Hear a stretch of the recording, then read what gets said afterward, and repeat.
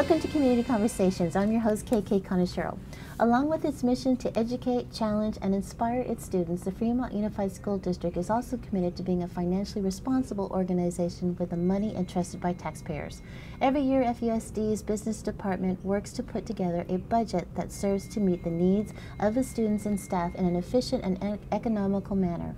To meet this goal, there are a number of challenges to consider, such as consideration for the state funding, enrollment, the district's need for updated and new facilities, and that's just to name a few. Here to provide financial update for FUSDs is Associate Superintendent Raul Parangalo and Ann Fang Gagney, who assist with the district's financial and facility planning, and I'm sorry if I messed up your names. I did practice. Okay, and of course we have my favorite co-host, Dr. Jim Morris. Thank you for being here. Now, explain, and first of all, what's your role with this whole, I mean, most people think that the school district does everything by themselves. They don't realize that an outside company can come in just to make sure that everything's A-okay. So can you explain to our viewers what role you play with the school district? Yeah, absolutely. So I work for a company named Delenka Group, and we are facilities and finance demographic consultants. And so for Fremont Unified, we've been working with them for the last 3 to 4 years on their demographic and facilities planning. So we help them with their enrollment projections, as well as calculating certain fees that are owed by developers when new construction occurs. Okay, and then you gather all this information, and then you go to Raul, and then it goes to your desk after they hash everything out, or how does this work for the budget? Well, yes, because you're right. We need projections of how many students we're going to have next year to build our budget. So enrollment and budget go hand in hand because technically the district is funded based on the number of students who come to school. So you're right, there's a close relationship between the budget and how many students we actually have at our school. Okay, and then after you see it, then it goes to the Board of Educators, or how does, I mean, how does this process work? So it's a very public process because you're right, there are some technical pieces to it, making enrollment projections, setting the fees for how much we're going to charge developers who are building new homes in the community. It's a very public process, and you're right, everything is done at a board meeting so that the public is aware and the community is aware of what we're doing. Okay. So everything's transparent for every parent out there, for the community at large, so everyone's on the same playing field. Okay. Now,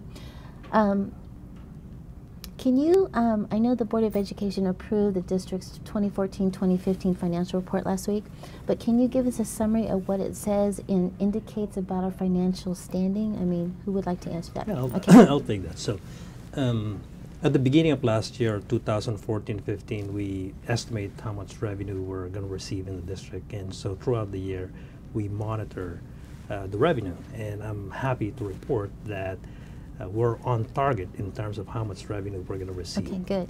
Now, we look also into the expenditures, and the expenditures, unfortunately, is a little bit more than what we anticipated. It's about 1.2 million more than what we anticipated because of some unanticipated expenses in the special education program. That resulted in a $1.2 million less in reserve than what we anticipated. Okay. Having said that, our reserve ended with about 7.8%, which is about 0.3% less than what we anticipated. In the overall scheme of things, 0.3 is significantly less than less variance than what you could think of. And so, to also put that in perspective, the state requires the district to maintain 2% in reserve. Our board requires that we maintain another 2%, so a total of 4%. Since we have 7.8% compared to the 4%, I think that's pretty decent. $23 million. It's a little more than decent. Yeah. Well, $23 million is the total value, because we've been talking percent, but the amount is $23 million. Then again, I want to, it sounds like a lot of money, but if you put that in perspective, $23 million is worth about a month's worth of expenses for the district. It's not a lot. Well, I think Raul is failing to take the bragging right he should have, because you really think about, you know, how you project a budget. I don't know how many of us could predict on the first of the month within 0.3% how much money I'm going to have in the bank on the last day of the month. That is a talent. It is incredibly precise science in this school district, and it's not just Raul, but it's that entire budget team and finance team do an incredible job. We do the same thing with enrollment projection, predicting students. Amazingly close and good data on what we'll have in our district. Yeah, and well, you know, we pulled out the data as of September 4th, which is like a few days after the school began, and again, happy to report that we're within 4 students from our projection. Oh, oh my goodness. The thing though is that, you know, it's been like a couple of days since September 4th, and because there's still more enrollment coming in, and we're probably about 100 more students since then. Okay. Since September 4th, and so, you know, it was just fascinating how things goes. He says fascinating. I would find that daunting. Good job. Congratulations. Okay, now let's talk about the state for a minute. Okay, compared to years past, we got a significant amount of good news from the state. Can you tell us what Governor Brown has in store for us this coming year? Sure. So many experts in Sacramento actually quoted and said that this is by far the best budget ever in the history of California. So what does that mean for Fremont Unified School District? So for our district, we receive about 11.5% new revenues from, you know, from 14-15 to 15-16. Off of that 11.5%, about 1.2% of that was due to enrollment growth, because we're growing in our enrollment, and we generate more revenue as more student comes. The remaining 10.3%, those are divided into 2. About 2% of that was to provide additional or supplemental services to our eligible students. Those are students who are English language learners or low income or foster youth. And the remaining 8.3% are all unrestricted dollars. In addition to that, the state also provides us about $19 million in one-time funds. This $19 million is a fund that was owed by the district cumulatively over the last couple of years. But since the state has more money now, they're saying we're going to pay you $19 million. And I think the benefit to our student is, contrary to many years ago, was that in the past, categorical dollars or grants, which is, you know, that's how the state were funding the district, determines how the programs are operated. The new local control funding formula is a complete reverse of that. First, you have to determine the needs of the student, and you could align your budget with the needs of the student. See, in the past, the dollar amount, the amount of grant determines the amount of the program. It does not always represent the needs of the student. And so the new local control funding formula is quite beneficial because we have more flexibility in how to use the dollars. Okay. Now, for all our viewing audience that happen to be watching us, there's a lot of people that still don't understand what you have to factor in or make a budget, or what the budget's about, or what it entails. What misunderstandings do you want to clear up right now? Well, the camera's on you. Yeah, well, I just spoke about how much revenue we bring in, and so those are all exciting. But I think a lot of times we miss discussing expenditures. So first of all, let's talk about, so when you have more money coming in, we get excited, but let's talk about what additional expenditures do we incur in the district. As an example, the Affordable Care Act is one example. This is a new law that we have to comply, and due to the complexity of the formula, at this point we're uncertain in terms of how much money this will impact our budgets. We had to wait until January 2016 to figure out how much the impact will be. A second great example is the pension contribution. So pension contribution for this year, we are contributing 1.5% more than what we used to contribute. And that will continue up until year 2021, all the way to 20% of the gross payroll. That's quite significant cost. There's also the parcel tax, which is going to be expiring by June 2016. enrollment or attendance, student attendance. You know, I always brag about this. Our school, a school district, has 97% attendance rate compared to state average of 94.5%. Really? Yes, and this actually well, brings. congratulations. That's incredible. Yes, and this actually brings an ongoing revenue of approximately $6.8 million to Fremont Unified School District, just because our parents are diligently sending their students to our school, not only bringing in more revenues, but students are learning as they bring their students to school. Right. Wow, that's amazing. Now, because you have such a high percentage, how do you deal with the overcrowding? Because every school district deals with that, right? I'm assuming. I know it's an issue in many of the schools that we have in surrounding neighborhoods, but how do you take into consideration new enrollment and the overcrowding and where you're going to put these students? How do you do that? I know you've got a formula, but it's amazing how you can figure this out. Can you just talk a little bit about how do you make the prediction about how many students are going to show up? It's a pretty complex process, but if you can just, here's the data that we look at. Yeah, absolutely. So we look at really 4 different factors. And in Fremont's case, residential projection is a huge factor. In Fremont, over the next 7 to 10 years, there could be as much as 10,000 homes, which will generate hundreds and hundreds of more students that will come Now, how do you get that data? Do you call every developer? We work really closely with the city of Fremont. They're great okay. partners to the district, and so they provide us a lot of the data, and then the individual developments that are actually happening, we call them and get their build-out schedule. Okay. So from there, then we predict when those units will come online, and then when the students will come to the district. So that's one factor.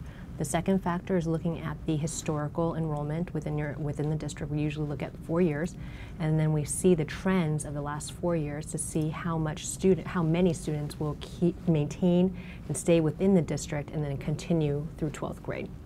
Another factor that we look at is birth rates, so seeing how many people have children within the boundaries of Fremont Unified, and then subsequently send their kids to kindergarten to attend here. So there's a variety of factors that we look at, but in this district in particular, residential projections is a huge component to predicting enrollment growth. I'm amazed. I had no idea. And it really is, it's an art and it's a science, right? Yeah. Because there's a lot of just knowing that community piece of it. Yeah, there's these pieces of data, but it's also what's happening in our community. We have some anomalies in our community. Certain parts of the city where the number of students coming from a development doesn't make any sense. Ardenwood Forest Apartments in the north end of town, for example, the number of families that live in those apartments is something that you wouldn't predict based on the size of the apartments, but because there's such a great school in that community, families want to live there. And we see that throughout Fremont. Because we have such good schools, we have a pretty high student generation rate in certain developments in town. Now, when a new development does come into town, how do you predict how many kids are going to live in that development? I mean, you don't know. I mean, there's many couples that don't want kids. We don't know. There's many couples that have 6 kids. I mean, how do you figure that out? So fortunately, within this district, there has been a lot of new development recently. So what we do is we pull the data and isolate it to a like development. And so we then average it out and say, well, Ardenwood Forest, for instance, generated this many kids. This is the type of development that mirrors that development. And then that's how we predict the student generation. Because that's a number in itself. I mean, that you're working with the unknown at that point. Right, right. Wow. And as Anne has taught us, you know, there is a different student generation rate depending on the housing type.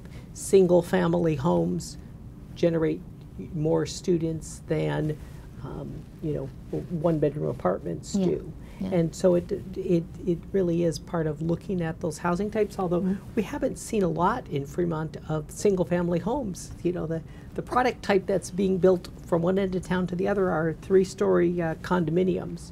And so it's partly art, partly science, and once again, Partly pulling your hair out. 35,000, almost 35,000 students, and if we can come within 4 I know. students, I'm amazed by that. That's pretty good science. Okay, now because you have this formula in predicting how many students we're going to have every year, there still is overcapacity, overcrowding at school district or school campuses, I should say.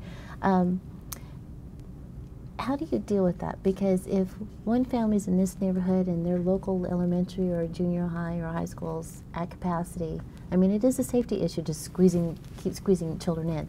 But where do you figure out, or how does that work? Do you go to the nearest school, or do you go to the next available open seat at the next school? I mean, how do you determine that? So I think the first thing that we do is, again, with the help of the Linka, we make the inventory of the classrooms that are in a particular school, just to make sure that we make the exact count, if there are 30 classrooms or 35 classrooms. And then from there, we use the enrollment projection, and we do the class loading. And so, for example, our class size for kindergarten and first grade is 24:1 and 24:1, second grade is 28, and third grade is 32:1. So we use those class loading, and once we start loading like numbers into the classrooms, and then we find that there is not enough room to accommodate all the students, then we start doing the process of overloading. So what we do is, in the early part of the spring, that is the deadline in which In the spring, right before school ends? Right before the school ends, Wow. that is the deadline for kindergarten to enroll in our district. Is it really? Yes, and For the next year? For the Well, next we year. continue taking them, but Wow. that's we want you to enroll by date. Yeah. Correct, Yeah. yes. And then at that point, I think we set a deadline, and at the deadline, then we make a determination. Okay, we projected 120 students coming in, but there are 150 students who enrolled. Then we will engage into a lottery, and then at that point, we will pull 120 names because we could only accommodate 120. Okay. The 30 students then will be pre-overloaded to a school within the attendance area. That's our first attempt, would be to put them And the in lottery keeps it fair.